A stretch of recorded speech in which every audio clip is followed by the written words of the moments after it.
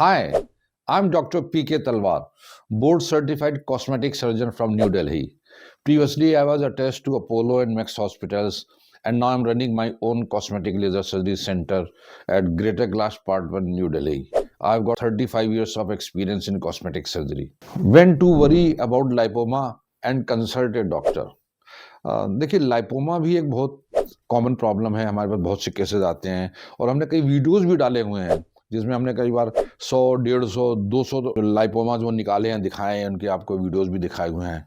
तो लाइपोमा काफ़ी common problem है और बिनाइन है, मतलब इसमें खतरे की बात नहीं होती है।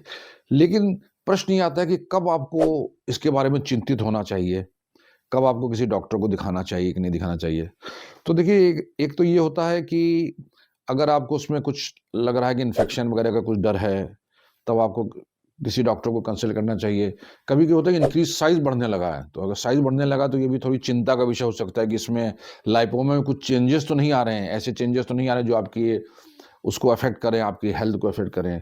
तो ये एक चीज़ होती है, इसके बारे में आपको डॉक्टर को तुरंत मिलना चाहिए। फिर होता है कि लाइपोमा के कारण कोई प्रेशर सिम्पटम्स तो नहीं आ रहे हैं, मतलब लाइपोमा अगर है, किसी नर्व के ऊपर है तो नर्व को दबा रहा है जिससे आपके हाथों में या पाँव की जो भी हैं पिंडलियों में वहाँ पे झुनझुनाहट सी होने लगे या वहाँ पावर कम होने लगे, तो ये प्रेशर सिम्पटम्स होते हैं। तो ऐसा भी कुछ हो तो भी आपको डॉक्टर को तुरंत दिखाना चाहिए, क्योंकि हो सकता है सर्जरी की ज़रूरत पड़े।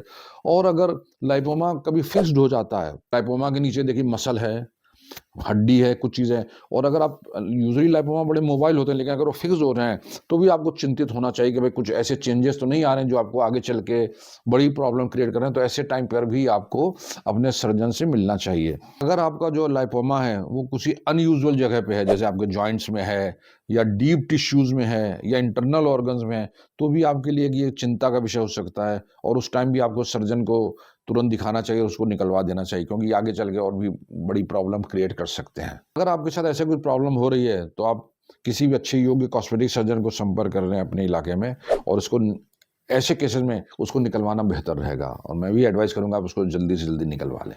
तो मुझे उम्मीद है कि मैं कुछ जो चीज़ें कन्वे करना चाहता था कोई नए टॉपिक पे मैं आपके साथ कन्वे कर सका हूँ।